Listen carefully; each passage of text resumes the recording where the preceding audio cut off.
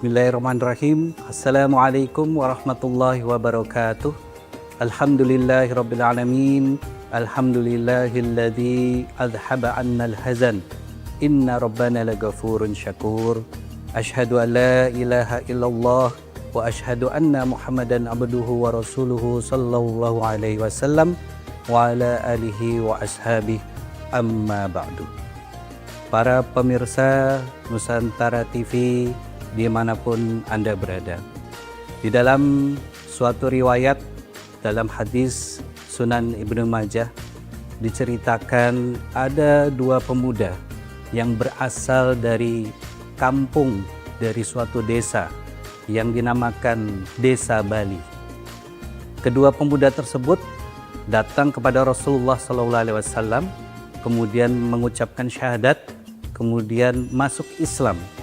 Setelah masuk Islam, dikisahkan keduanya sangat-sangat menetapi agama Islam, beribadah kepada Allah. Bahkan yang satu adalah mempunyai amalan sebagai ahli jihad, berperang fi sabilillah. Sedangkan rojul yang satu itu mempunyai amalan yang biasa-biasa saja. Kemudian keduanya wafat. Yang rojul yang pertama wafat 1 tahun sebelum rojul yang kedua. Kemudian sahabat Thalhah bin Ubaidillah bermimpi bahwasanya Thalhah datang di pintu surga. Kemudian sahabat Thalhah melihat kedua rojul tersebut, kedua laki-laki tersebut juga ada di sana.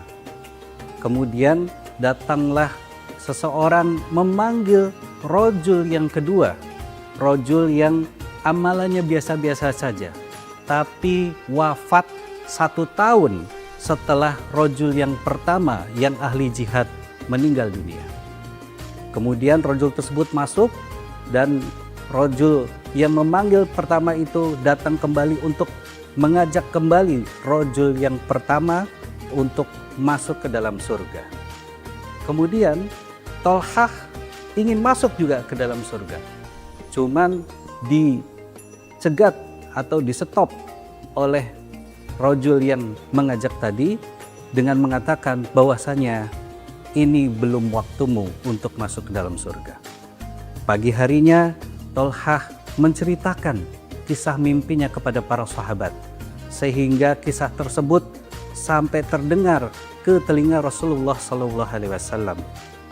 Kemudian mereka mengatakan kepada Rasulullah, bagaimana mungkin seseorang yang biasa-biasa saja itu bisa dipanggil duluan, bisa masuk surga duluan ketimbang rojul yang pertama yang merupakan ahli jihad fisabilillah, yang wafat di dalam jihad fisabilillah, wafat di medan pertempuran, yang mana kita tahu bahwasanya itu adalah syuhada, yang merupakan puncak tertinggi pahala yang didapatkan sebagai seorang imam. Kemudian Rasulullah SAW mengatakan, menjawab pertanyaan para sahabat, kenapa kalian begitu heran?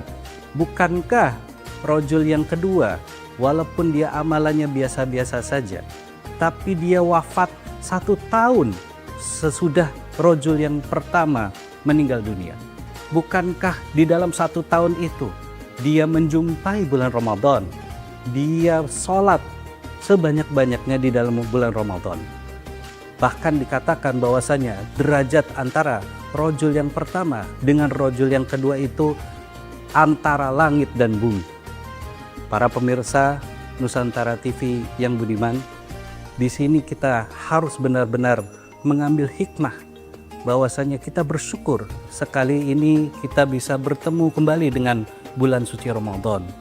Ini adalah momentum bagi kita untuk melipat gandakan amalan-amalan kita, untuk menggandakan amalan-amalan kita sebagai efek multiplier, sehingga nanti ketika kita dipanggil oleh Allah Subhanahu wa taala, kita memiliki amalan-amalan yang banyak dan berlimpah.